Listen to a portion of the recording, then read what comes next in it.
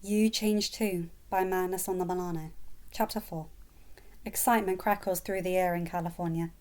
It hangs all around, wound tight, sending surges through everyone. Everyone he sees has a cap or a t-shirt or face paint in either baby blue, lawn green, or apples red.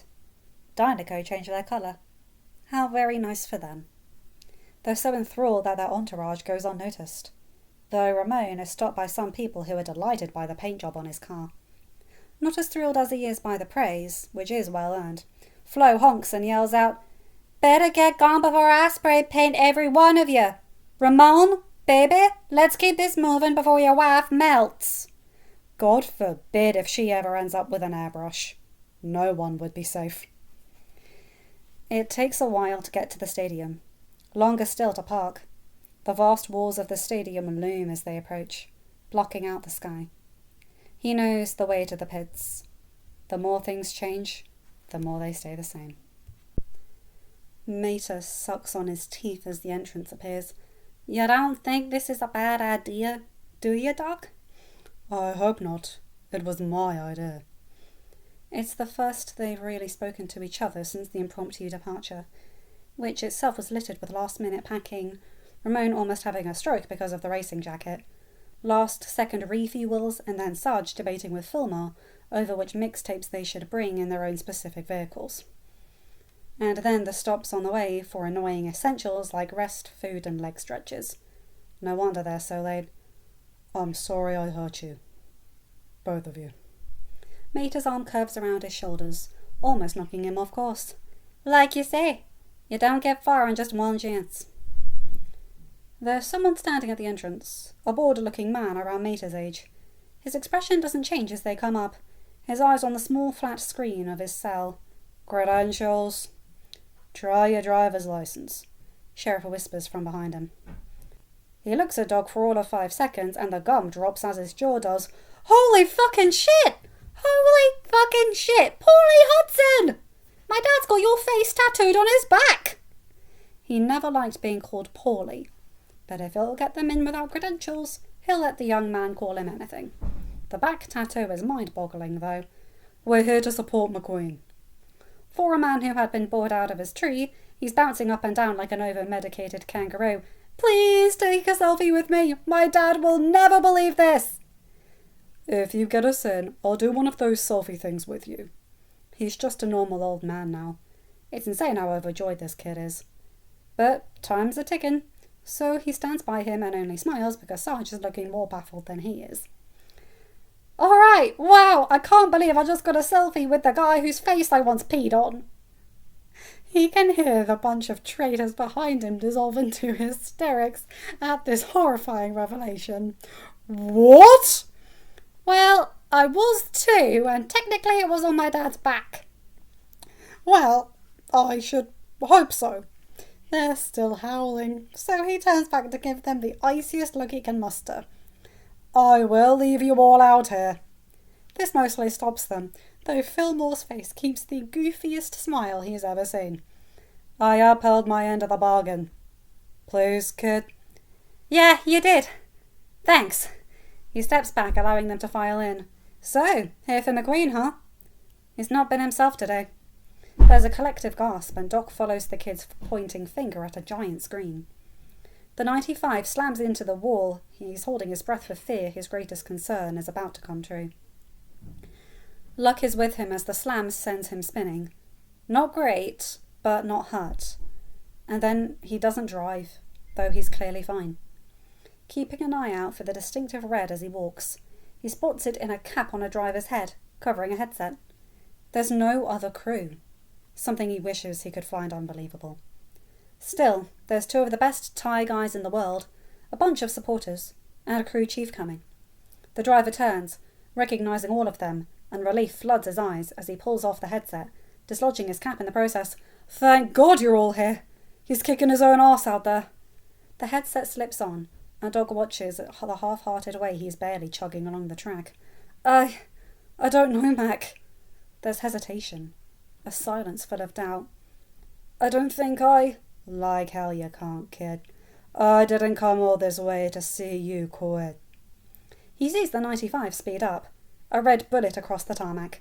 Amazing what loved ones can do for motivation. Once the kid realises everyone is more or less accounted for, he's Mr. Perfect out there. I thought you said you'd never come back. Well, I didn't really have a choice. Mater didn't get to say goodbye. Hearing his name, Mater chooses to bellow a farewell into the headset. God knows what it's done to Lightning's hearing, but Doc hears a raspy laugh on the other end. Like the kid isn't used to doing it very much. That's going to change once he gets back to Arizona. At the next pit stop, the 95 glides in, the visor lifted on the helmet already. Damn kid. But he's gone from joyless to joyful. Now isn't the time for a lecture.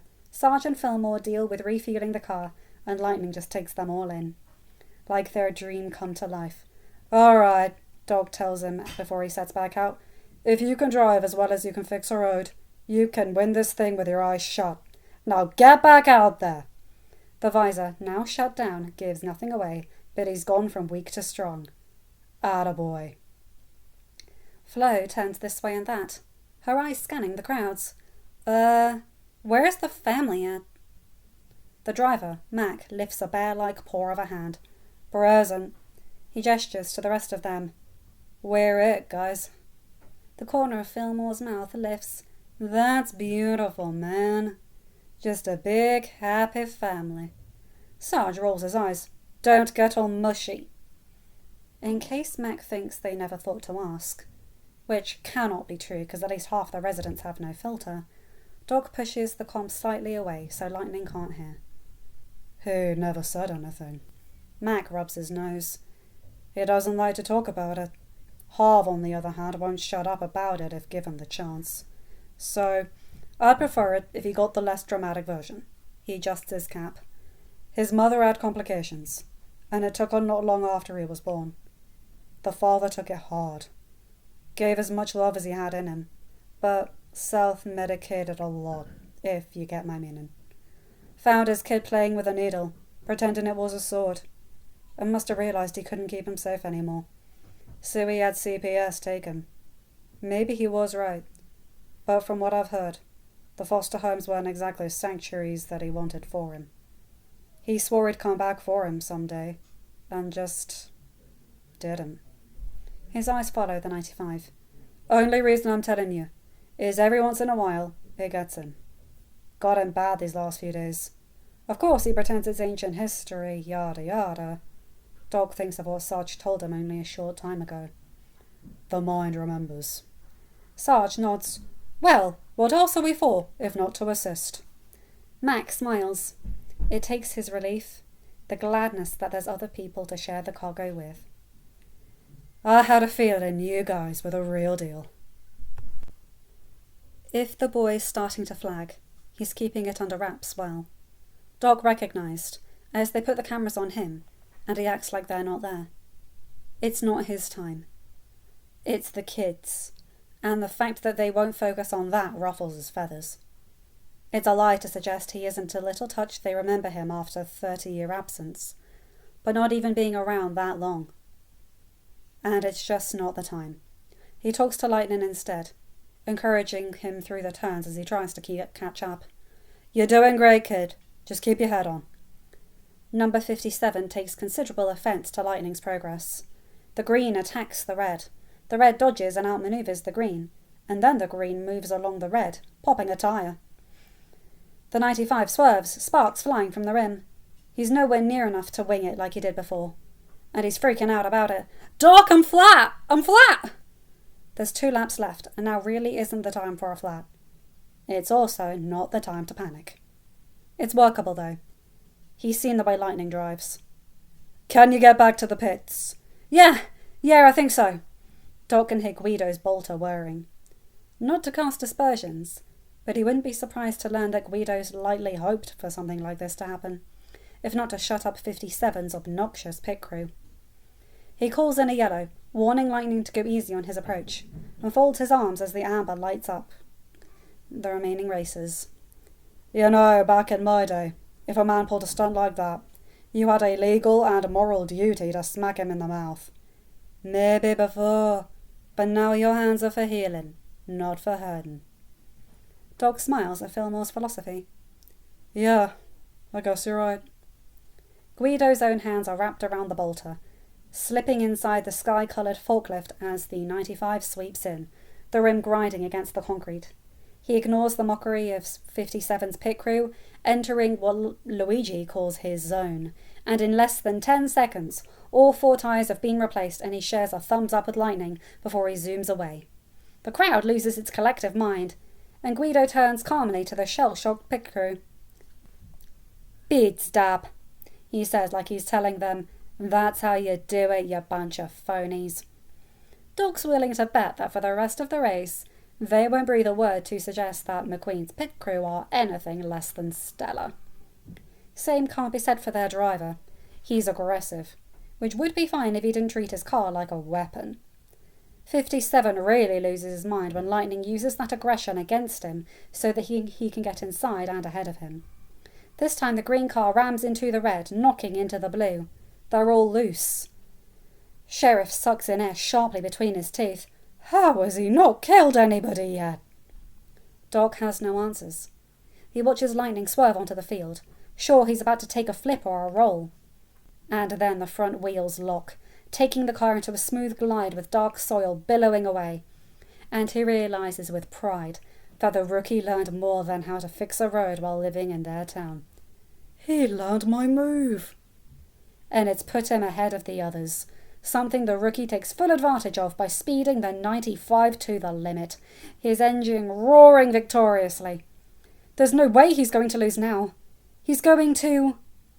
The sounds of metal colliding gives way to shocked yells, and he looks away from Lightning, jaw dropping as something sleek and blue containing what he knows is a terrified human being flies through the air, colliding with the infield. A crater is left behind by the impact, glass and scraps of blue left behind as it rolls over and over before coming to an abrupt halt on its slanted wheels. The stadium grows silent, save for the thrum of the remaining engines. Doc watches smoke rise from Strip Weather's car, the man inside of it weakly moving his arms around as he communicates with his crew. Doc's nearest and dearest gather by, Flo's hand gripping his arm so tight he's sure she'll break it. For his part, the only thought he's capable of is, I never wanted him to get hurt. Tyres squeal shrilly against the scalding tarmac. In unison, everyone looks away towards the finish line, where the 95 idles, just 10 feet away. He's not going across, just watching it, waiting. For what? The 57 zips ahead, and as soon as the driver crosses, he runs the car in circles, sending grass and dirt up as he reaches the infield. 95 still doesn't move. Flo lets go of his arm, her emerald eyes narrowing at the kid she calls her honey cake. What's he up to, Doc? The 95 reverses, its trajectory taking it to the crumpled blue race car. Weather's head turning to watch. Doc smiles, a completely alien but gratifying sense of pride growing in his heart. End of chapter. Hi guys, hope you enjoyed this one. The race. I was looking forward to doing that chapter. I hope I did it justice. What a lovely thing. Them all gathering up. I like that Mac took over Lightning's backstory and told them, similar to how I told you guys in the last chapter, because I'm just not reading the full extent of that. That kind of thing horrifies me. Anyway, you guys know the drill. Like, comment and subscribe and hit that bell to get notified whenever I upload a new video. Have a good day, night, or whatever time zone you're in. Bye my guys, gals and non-binary pals. I'll see you in another vehicle. Take care.